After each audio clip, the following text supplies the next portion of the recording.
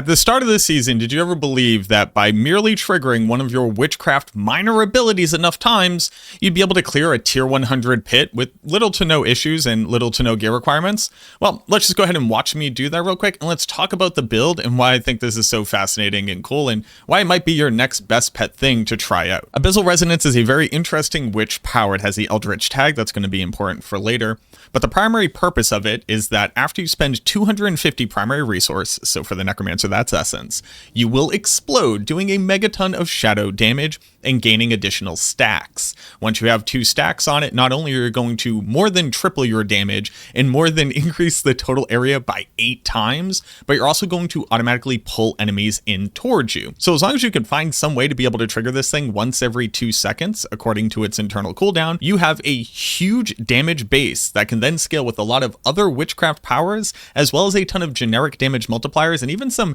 interesting Paragon inclusions, and basically clear out screens worth of monsters. But once you get this thing rolling, you can actually turn it into a speed farming build as well, for its natural ability to apply to a huge area as well as pull monsters towards you, so by the time it's triggering on the second one, you're wiping monsters off the screen as you move on to the next one. But it becomes even more interesting when you add on the second Witchcraft effect, which is Decay Augmentation. This says that all of your Witchcraft effects are now going to deal additional percentage of their damage, but it applies over 5 seconds. For the Necromancer, this is also going to apply as shadow damage over time, which is very important. And then on top of that, if your dot actually exceeds the remaining life of the target, they'll automatically get executed, which makes it a great tool for speed farming. But because it's a shadow dot, we can actually buff this even further with our Wither legendary node, which gives our shadow damage over time ability basically the chance to crit for 3 to 4 times its total damage. The developers also saw it fit walking into the season to actually double the total bonus that your core stat grants to your Witchcraft powers. And just as a quick example, my character, without using Soul Harvest, which actually gets me another like 400 or 500 intelligence on top of this,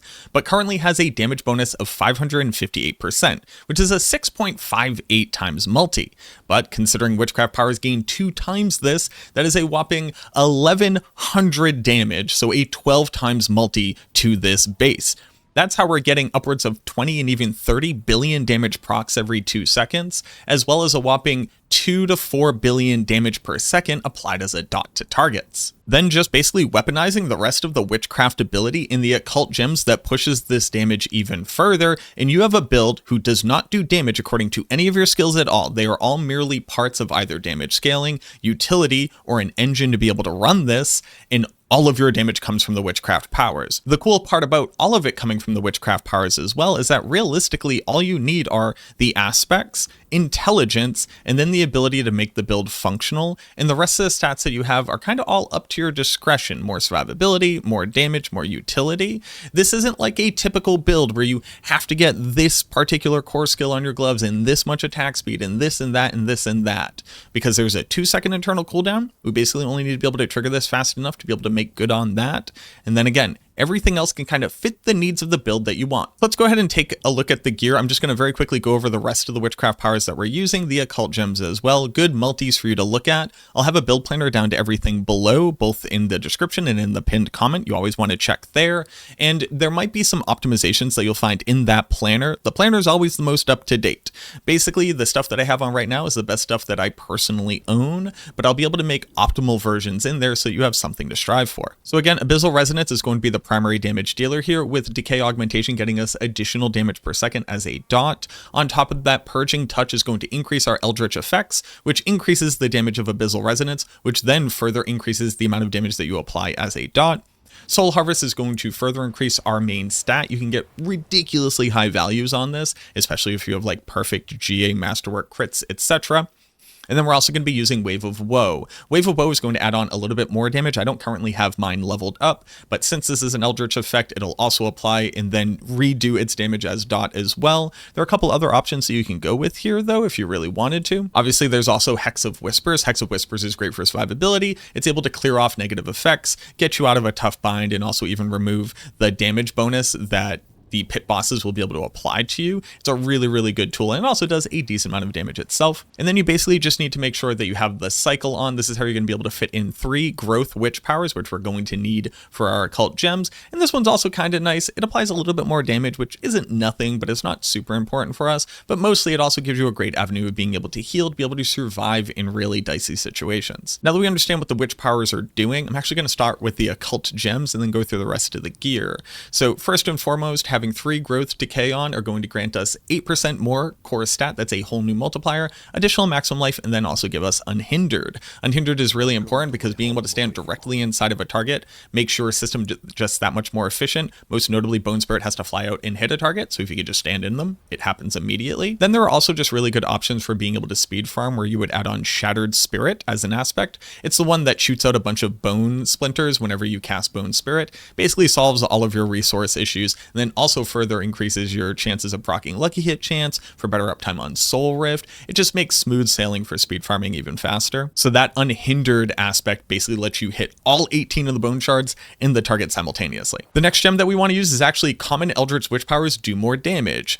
Abyssal Resonance is a common witch power. This is just a free 25% damage multi on the base itself before it gets scaled by everything else. And then we're also using your growth and decay witch powers are increased by 35%. This will make it so that decay augmentation is now grabbing 54% of your damage. That scales with your crit. So if your Abyssal Resonance crits, you will actually take the 54% of that and then apply it as a dot. So it's a cheeky little way to be able to scale dot damage with crit instead of the base 40% that it normally is. So now that we've done that, let's look at the rest of the gear. Yes, I'm currently using 2 mythics. No, you don't need them. I'll have a non-mythic version in the planner as well, just so you can get a better idea of like what are good stats to go for. But let's go through it fairly quickly. Obviously, Arrow Perdition is absolutely cracked. The crit chance is the most important stat here. It's followed by the lucky hit chance and then movement speed. The Shroud of False Death is obviously insanely good, right? This is just further increasing all of our damage. The all stats, then the maximum life, and then probably resource gen would be the next most important. For your gloves, we basically just want to hit attack speed cap and crit cap. So you're going to be able to swap out some of these stats wherever you're looking,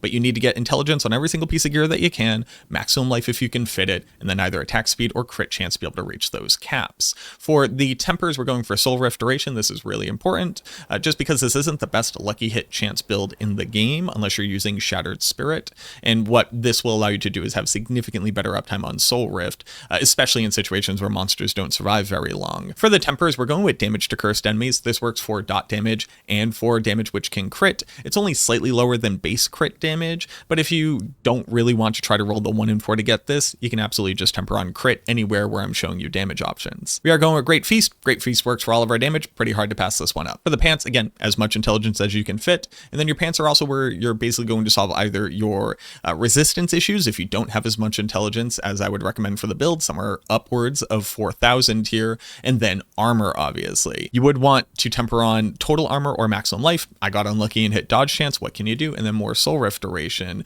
For the aspect, we're going with Exploiters. Exploiters is a huge damage multi the moment that targets go unstoppable, which is obviously just like free damage for clearing out the elites in a pit. If you weren't trying to push on the pit, you could just put Heart and Bones here for more survivability. It really can't go wrong with any other options. And then for our first rune word, we're going to go with Igni Ohm. This is going to store resource and then be able to trigger Barbarian Warcry for 15% additional damage. For the boots, as much intelligence as you can possibly fit, movement speed and maximum life. If you're feeling like a little bit clunky on the build, instead of maximum life, you could go with essence per second here. Then you want to temper on more movement speed, more Soul Rift duration. And then I realized I never put a new aspect on my boots. That's actually kind of hilarious. We are obviously not using this. I would rather have on Concussive Strikes, another damage multi against a staggered boss of 25%, and the ability to be able to daze monsters and get a multi against them as well.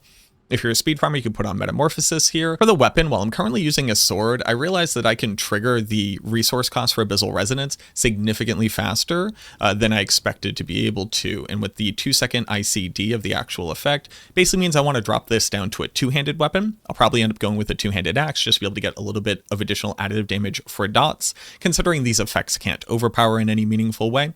But intelligence, maximum life, and then lucky hit chance to be able to restore resource. Since we don't care about any of our skills doing double damage, we can actually go with a temper of crit damage and a temper of a passive. I hit Fueled by Death, which is the weakest option here. You would much rather get Titans, which is 6% bonus damage per rank, and then you'd want to triple Masterwork crit this because it's an insane total bonus to your damage output. Even if you ended up on Finality, that's not too bad. You would just have to cast Soul Rift once every 8 seconds, which you're kind of already doing. For the aspect here, we're going with Damned, increased shadow damage against a cursed target, seems pretty good. And then we're going to go with Tam and Wat. This is whenever you cast a non-channeled core skill, you're going to trigger your Horde Decrepify. Remember, Horde Decrepify also applies your base Decrepify. So you get the cooldown reduction of the normal version of Decrepify you'd be using, and the execute function, which is kind of required for pushing in the pit. We already looked at the amulet. You do want a GA core stat here, so intelligence. Then you also want to fit on a generically good damage multiplying passive. So either Coalesce, Blood, or Gloom are going to be your best options. And then I went with attack speed here on the amulet because I needed a little bit more to be able to reach my cap. And here's where it gets a little bit interesting for the tempers. We are using Bone Spirit. The way the Bone Spirit works, we need to get this down to a cooldown of 0. And then on top of that, we need to be able to continuously cast it. So to be able to make that happen, you're going to want at least one temper of Macabre Skills Restore Resource. This basically means that you will always be able to cast Bone Spirit, even if you were to like run out and not trigger your lucky hit chance here. You'll be able to permanently spam it, with the upside being that basically once you've cast it enough times, you actually don't even need to get all the way up to 250 spent resource because it banks all of the resource you've already spent. So at least one of these, and then tempering on crit damage.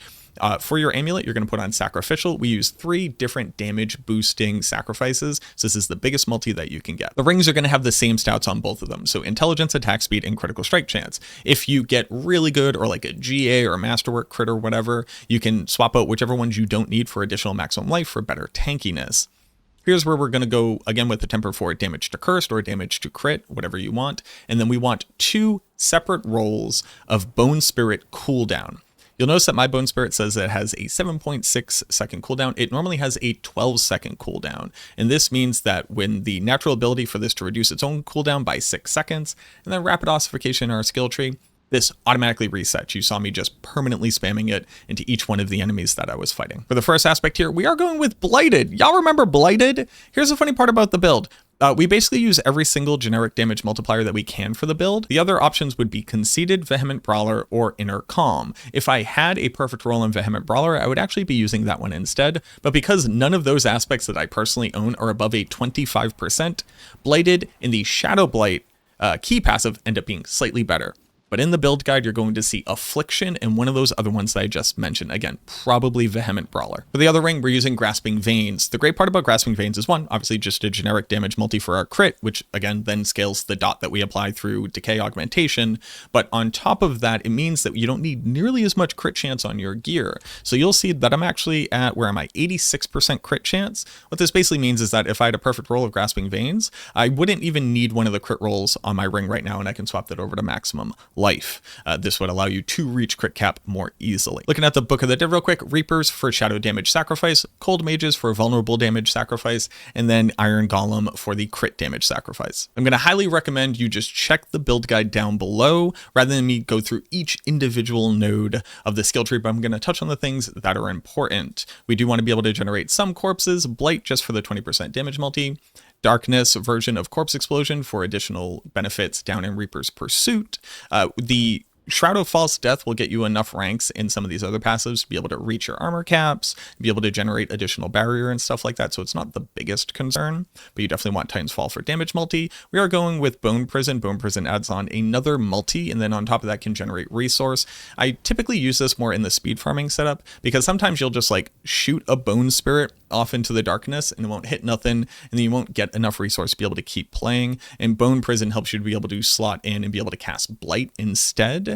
Just to make it less clunky. Again, Decrepify with Abhorrent Decrepify for cooldown, Amplify damage, Death's Embrace, and then I am maxing out Precision Decay for more lucky hit chance. This will get you better uptime for Soul Rift against a single target. Coalesce Blood, remember this works for everything now, just 1 point in Corpse Tendrils. We don't care about generating Blood Orbs. We basically can't fit in Blood Begets Blood into our Paragon, because it's a very, very specific Paragon. But this is just enough to be able to gain additional CC and be able to pull stuff without having to trigger Abyssal Resonance itself. Bone Spirit, just 1 point. This is is not doing damage Dreadful Bone Spirit to increase your resource management. And then we actually want to max out Rapid Ossification. This says when you spend 100 essence, reduce your bone skill cooldowns by 2 seconds. So the natural ability to reduce its own cooldown by 7 seconds and this by 2 seconds means you actually only have to get Bone Spirit's cooldown down to 9 seconds to be able to cast it without interruption. Obviously Soul Rift for everything Soul Rift does. Again, I'm currently using Shadow Blight. You're going to be using Affliction. We don't care about triggering Affliction's damage really. It's just a 15% damage multi. For the Paragon, I'm also not going to bore you to death with details here. You just want to be checking the build guide. Again, there's going to be some optimization here, so if it's a little bit different,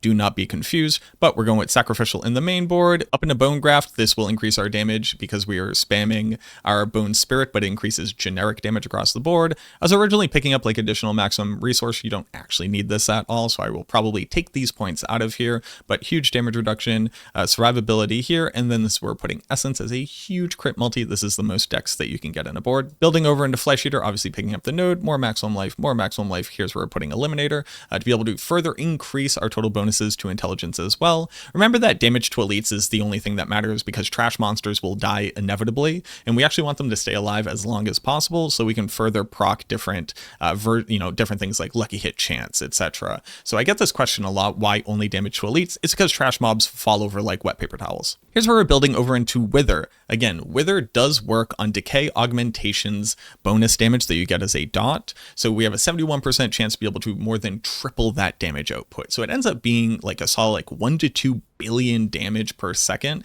that we gain by building into this node. Here's where we're putting Abyssal. We're doing purely shadow damage, so non-physical damage. This is a really big buff to not only the intelligence on these nodes, but as well as the additive damage here as well. And then we're building up into Frailty. Frailty, I currently have Exploit. I'm not sure if Exploit will make the cut, but it's decent enough. Then here's where we're getting additional attack speed and more maximum life. If you really needed it, you could also build down to here for more armor and res if you're not capped. But there you go, Abyssal Resonance, a build purely around making this thing do damage. Even just swapping out my weapon right now, I would be gaining somewhere around 11% bonus damage, which is roughly like one more pit tier, or basically saving like a minute and a half in the current pit tier that we just cleared. I would argue that right now, like my Masterwork crits are nowhere near optimal in any way, shape, or form. I would say that this build probably has somewhere around like another like 5 to 10 pit tiers in it. If I were to optimize, get better rolls on things, actually go and level up all of my witch powers, which I haven't yet, and then finish leveling out my glyphs. The majority of them are still just at 46 to be able to hit the minimum requirement for the bonus. So there's definitely a good amount of bonus damage to be able to fit onto this character. If you're brand new here, consider subscribing to the channel. It means the world to me. I'm trying to hit 100,000 subscribers by the end of the year. It would be a massive, massive milestone for the channel. And I finally get one of those little plaques that says like, hey, good job, you did YouTube good. So if you want to help me out on that, I'd really appreciate it. Consider leaving a like on the video and a comment down below. Do you have any concerns, comments, ideas, different ways that you tried to build this yourself, cool bugs that you found, or just something that this video inspired you to think about? Please let me know down there. I try to answer as many comments as I possibly can. If you have a question, let me know down there. I promise I'll try to get to you as fast as I can. But thank you very, very much for watching this video. I truly, truly hope that it helped you better enjoy Season 7 in Diablo 4. And I look forward to seeing you in the next one.